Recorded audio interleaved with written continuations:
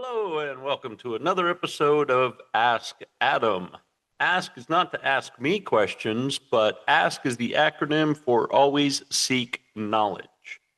That's one thing I hope each and every episode encourages you to do is to seek knowledge, to understand more about yourself, about life, and the world around us.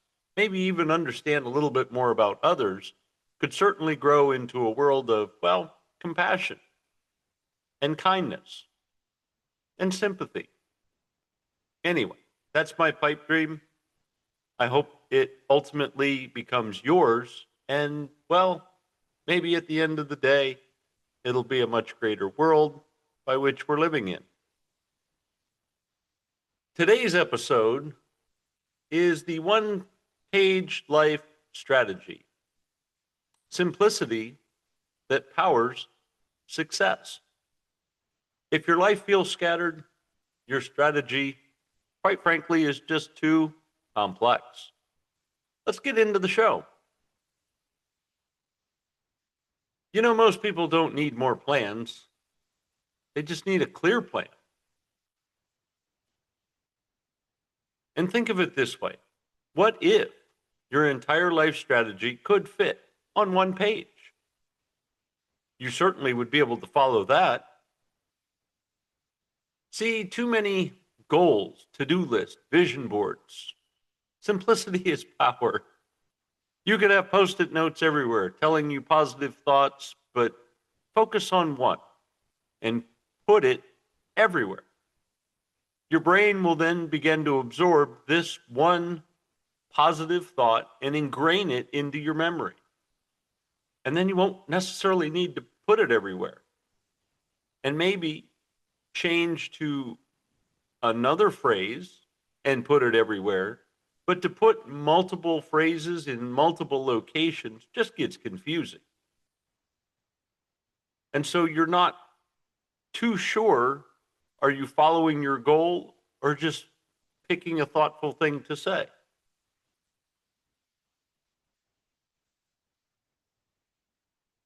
And let me be clear. This is not about minimalism, but more about alignment.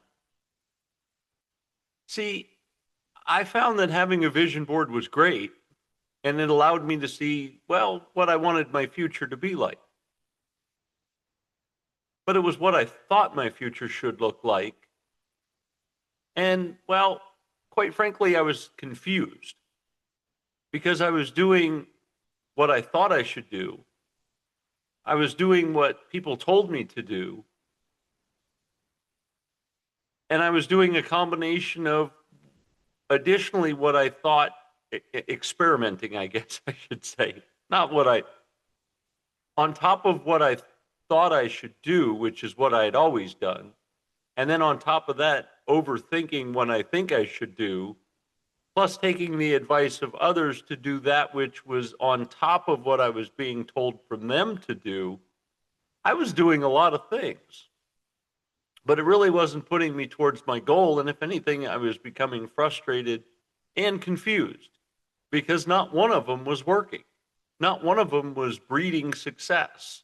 And not one of them was even giving me the proper feedback to know how to adjust my course to be truly aligned with my vision board and what I wanted to do.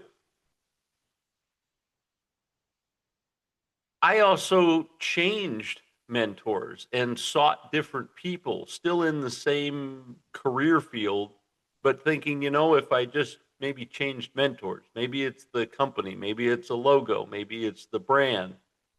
I adjusted and pivoted and did everything I could think of, even things I didn't think would work. I was like, let's at least try it so I can confirm that it didn't work. And guess what?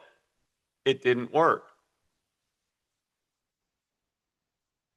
But when I went from complexity to clarity was a little bit during a life reset, a business turning point.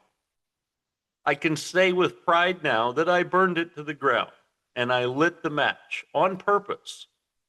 And the reason I did that even though it was something that I was building on for about 12 to 15 years.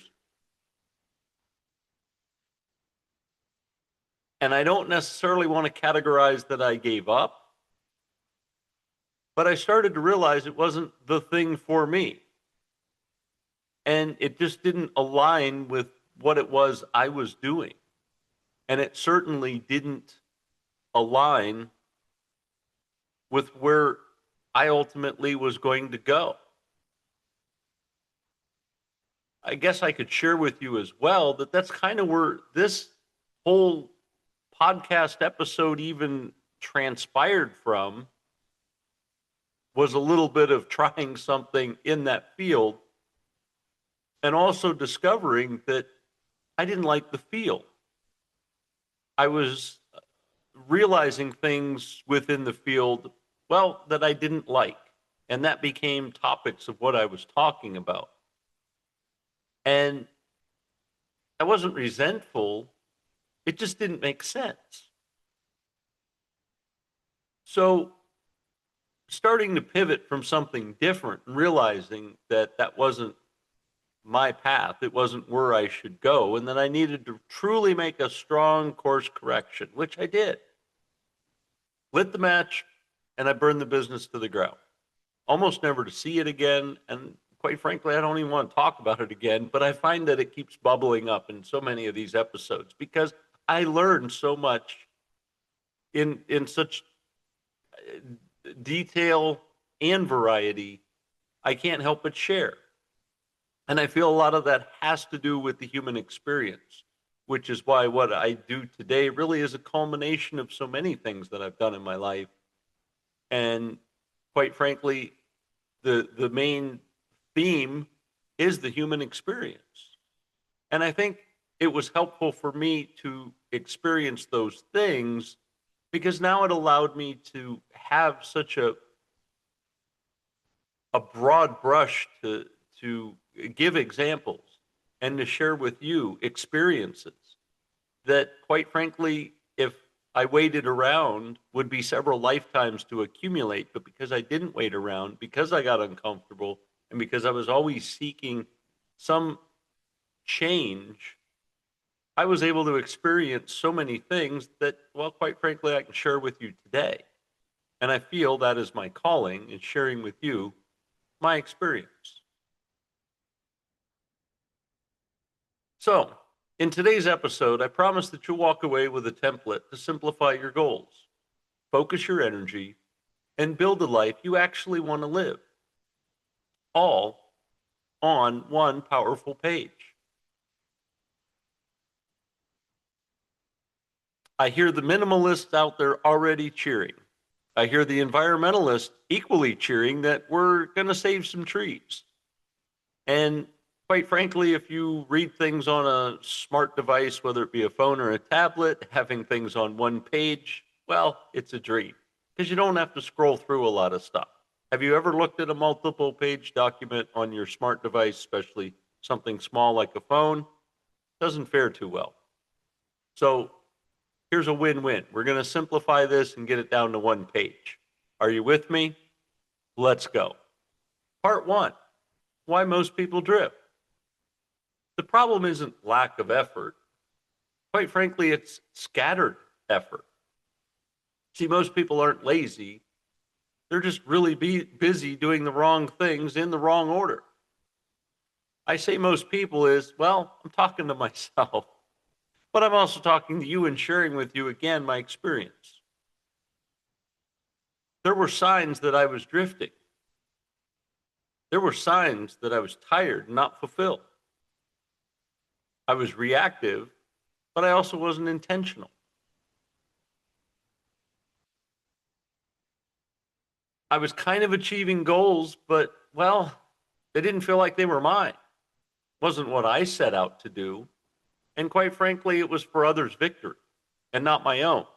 So even the accomplishments that I thought, as I say now, pat myself on the back, well, I really didn't, and I couldn't see myself doing it because, well, it wasn't a win for me. And that brought me to my core truth. that if your strategy isn't written, it's quite frankly wishful thinking. So let's begin with writing down what your goals are, right? What is it that you truly want? What would give you fulfillment? What is something that you could enjoy doing intentionally? I like to put this in the category of what is something you could do that to you doesn't feel like work. I think we all uniquely have something that we just do, part of our natural abilities. That and our personality, riding on those two rails, life seems effortless.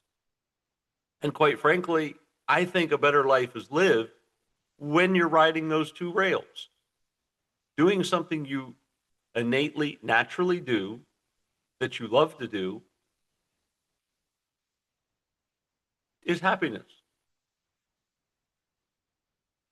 Mix that with a good personality or the gift of conversation or you name it. But once you can find those two rails, it's pretty much smooth sailing. And once you get in the momentum, now life is effortless and you're streaming along. And I know there's so many examples you could share with me of people that you've looked at and said, wow, life is so easy for them. Well, no, they've just aligned with what it is that uniquely makes them special. Something that they enjoy doing and something that brings the best of them personally out. Now, if you can do that, they'll be looking at you saying, how do they do that? They make it look so easy, so effortless. What is that? What is that thing that you uniquely can do?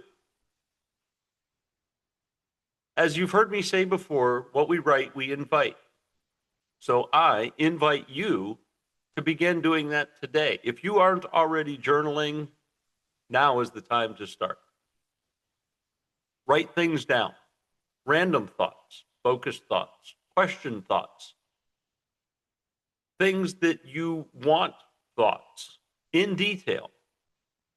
If your big goal in your life is to, say, have a house in a specific neighborhood with a certain kind of yard, specific kind of fence, in a specific school district, I mean, all of the details of a location, close to shops and food and nutritious places to eat and health places to visit and parks to walk and all of those details. Write it down.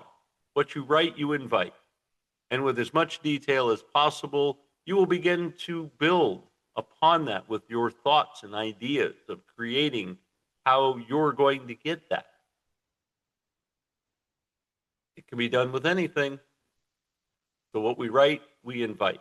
And from that, you will start to create that strategy of what it is that, well, what you want in life. You'll begin the strategy of how to get that.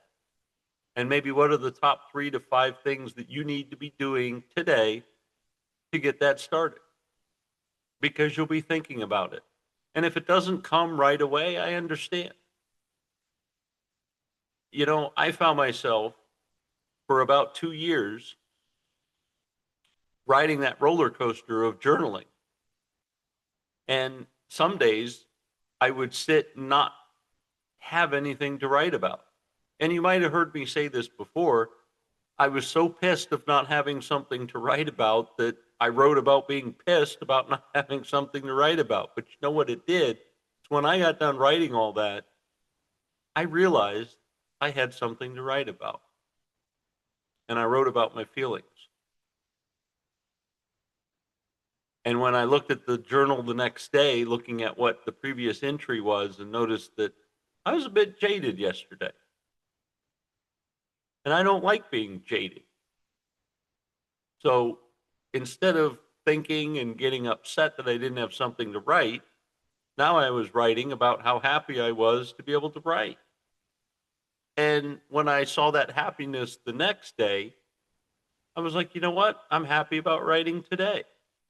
And I wrote about the happy things I was happy for and the plans that I would like to see and how I would ask the questions in that writing, how to best align myself with my future self and what is it that I could be doing. And I share all this with you because, again, what you write, you invite.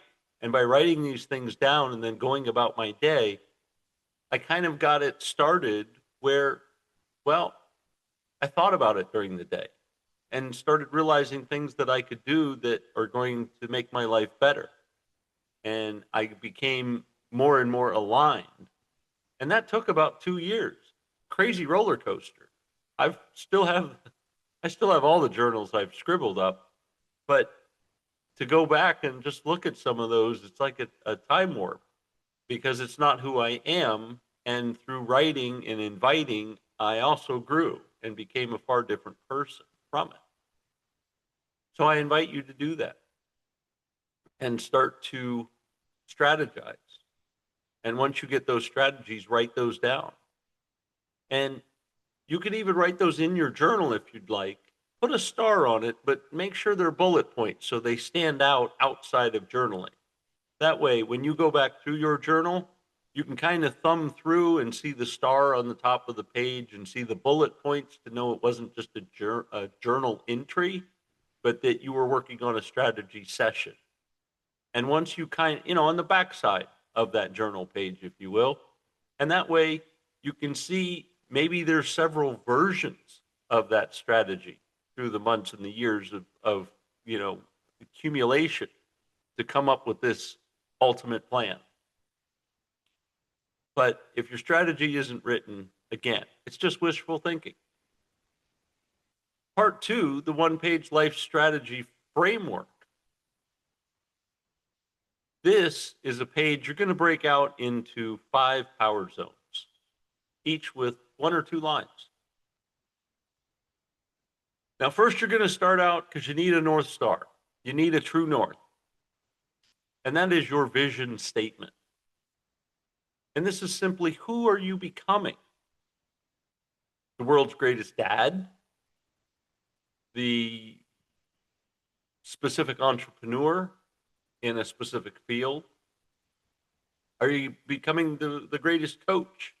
Maybe you coach sports of some kind. Who are you becoming? And the second part of that in your vision statement is, what does a meaningful life look like to you?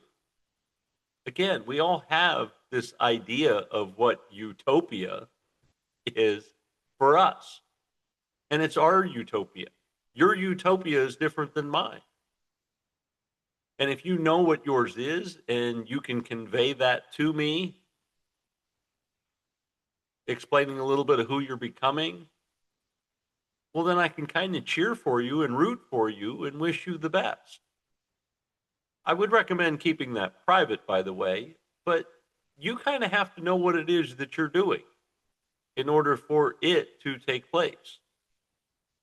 And maybe as you find that coach or mentor, you could feel confident to share with them in confidence that they would become your advocate and to cheer you on.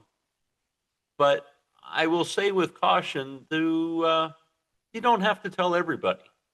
Certain things really should be kept to yourself because, well, I don't want to say that other people have control, but your cheerleaders or people that you think might be cheering for you may actually resent the fact that you're doing something wonderful and, well, sort of emit some negative energy. Now, I don't want to get too woo-woo, but I can certainly say that if someone doesn't want you to do something, they're either going to distract you or provide some level of energy that, well, can become distracting to you. So, write out your vision statement, know your North Star. You could start this by just penning out, I envision a life where and you finish the rest. The next step is core values. Number 2. These are your filters. 3 to 5 values that guide your decisions. I have principles myself.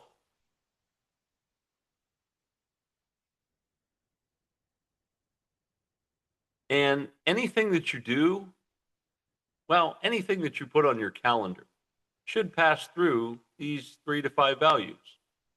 This is a good place to start. If you want to start even finer, is maybe even some things that aren't on your calendar that you just do throughout the day. Like, for an example, you brush your teeth. Well, that's part of your value of showing up and being the best you, so you brush your teeth maybe 2, 3 times a day, right? But that's kind of a short micro. You can start there, but I'm just trying to help you out a little bit and get rid of the little stuff because it's kind of automatic. And let's jump into what's on your calendar.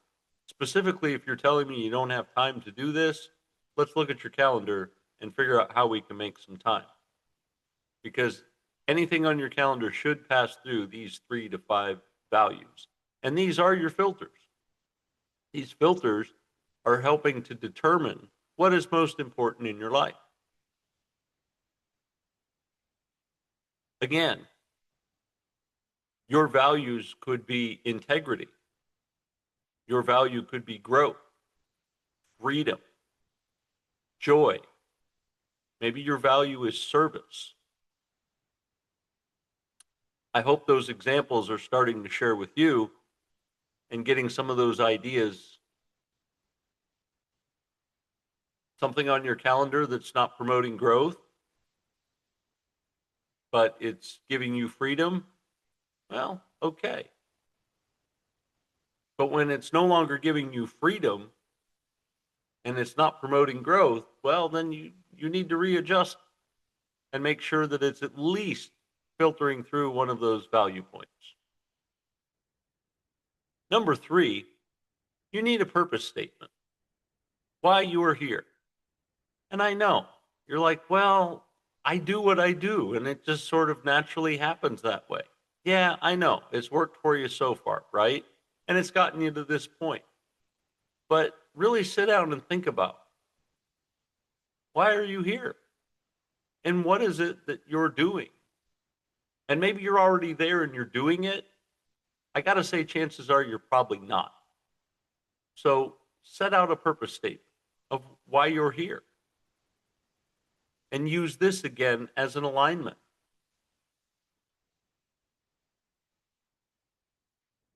What drives you? What gets you going? What are these things that you like to do? Also, who do you serve? Is your why you're here is to take care of a family, to raise children?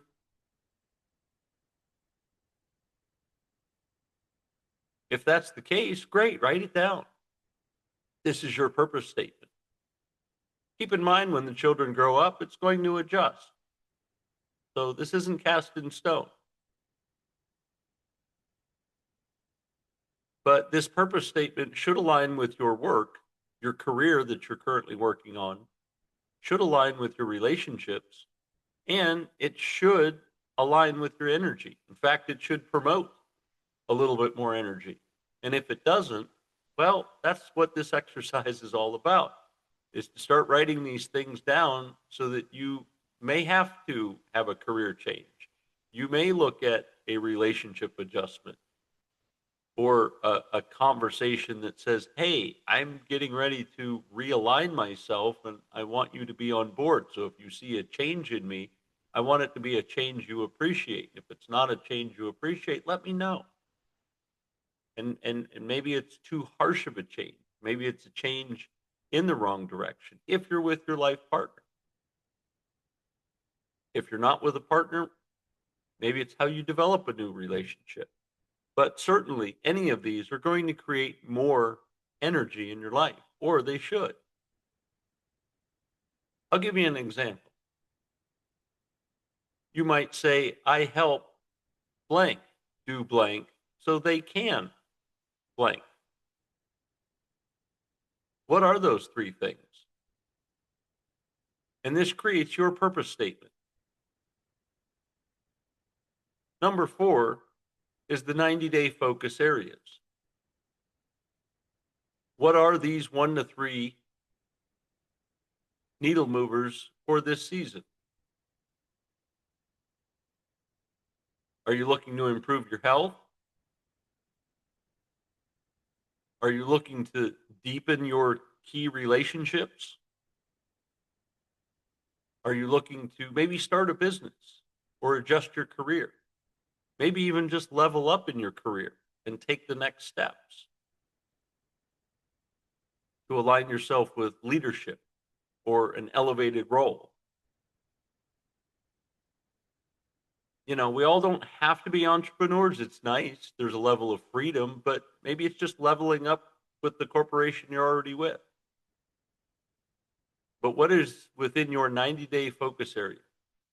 What are these needle movers in the season that you're in that you can begin to be proactive with now? Whether it's your career, your health, or relationships.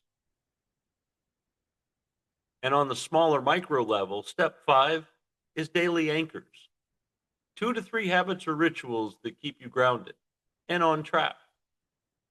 Many people find meditation, journaling, just sitting and considering everything that you're doing. And maybe it's going back to look at your purpose and mission statement each day that keep you grounded, to remind you what it is that you're doing. If you forgot, which if you're busy doing it, chances are, yeah, you're not forgetting. But you got to stay grounded and you got to stay on track. This may be going out and walking in nature. Maybe some prayer ritual or some quiet time in a prayer space, in a prayer position, having a moment of gratitude. This may even be family time. Again, to remind you what you're doing. But it has to be something. 2 to 3 rituals that you are constantly doing to bring you back.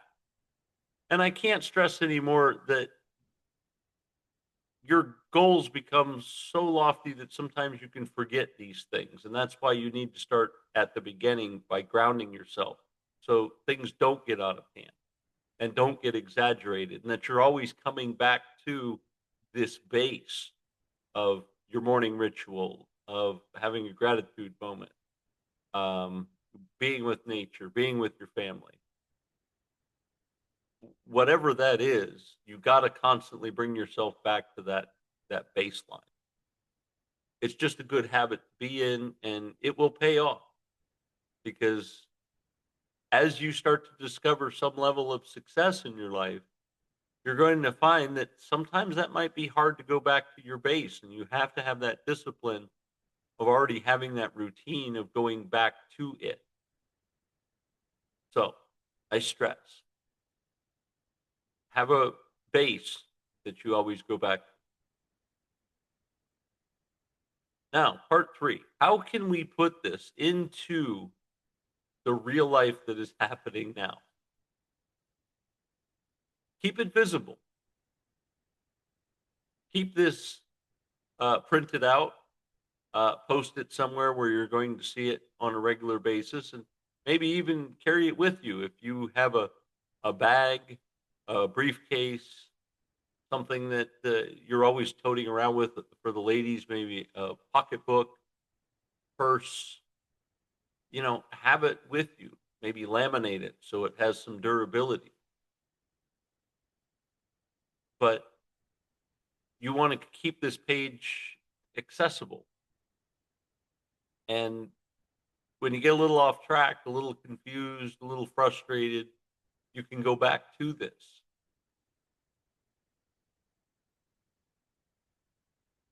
I recommend to set up a weekly schedule where you sit down and look at and align with, am I living my one page?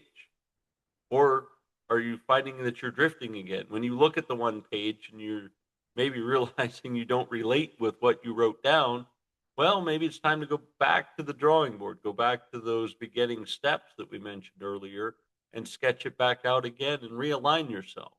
It is all possible that, well, at that time and moment in your life, you wrote something down that, well, was great at the moment, but it's something you've evolved away from. I've been there and I know what that's like. It's not the best feeling to know that you have to go back to the beginning and kind of start over. But I can share with you that the sooner, which is why I say weekly, is the sooner you realize that you might be slightly out of line, the quicker you can get back to rediscovery and start over versus maybe spending the next 5, 10, 15 years focused on something and not seeing it because you didn't go back to base and you didn't have a weekly review and you just kept plugging along going, this is going to happen when it truly wasn't aligning with you and you drifted. If you're going to drift, you're going to drift at the beginning. It's a much shorter course to get back online if you find this out now than if you find it out later, and it might be too late. And then that develops some level of resentment. And I certainly don't want you to experience that. And in addition to that weekly, I want you to revisit this one page every 90 days and realign your current goals, applying a little deeper vision each time. And you'll find as you're growing, you're looking at this slightly different. And you may have to revamp or readjust and again, keep it mobile and portable.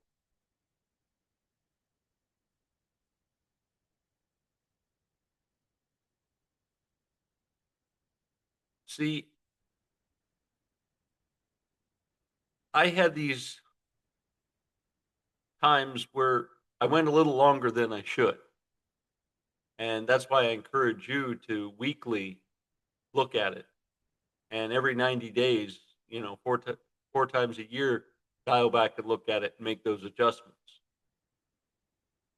Because these tweaks to your daily anchors and your focus areas are going to create a much greater impact because you're able to make that adjustment while you're growing. See, if you kind of grow in a certain direction too long and then you have to make that adjustment later, man, it's an awful long way back. And it's an awful long way to find your way and to then maybe even have to rediscover where true north is. And then once you find that, now it's just tough. And speaking from someone who's had about 4 careers in their life, and yeah, I know I look young, but starting over 4 different times, and granted, they were almost 4 different paths, so it was really starting over. You really need to line this stuff up quickly, and you need to do it the sooner, the better. So I encourage you, download the worksheet with the reflection exercise. So download the one-page life strategy map, block 20 to 30 minutes to complete it thoroughly. Set a reminder on your calendar to review it every Sunday evening, or at least one day a week. Take your pick. Don't forget the 90-day review. And see where you are in alignment and where you could incorporate some course correction. Again, the sooner the better. And I prompt you, if you're comfortable, I encourage you to screenshot your page. Obviously, blur out what's private and tag it Ask Adam Live with the hashtag one page strategy. And maybe this will inspire others as they see you're doing it, they can do it. That it is, well, it's possible. So, in closing, simplicity creates clarity. Clarity fuels momentum. Don't just set goals, align them with your values and vision. Remember, your life is too valuable to live by default. Put your purpose on paper and live it on purpose. This has been another great episode of Ask Adam Live. Now let us all go out and make it a great day.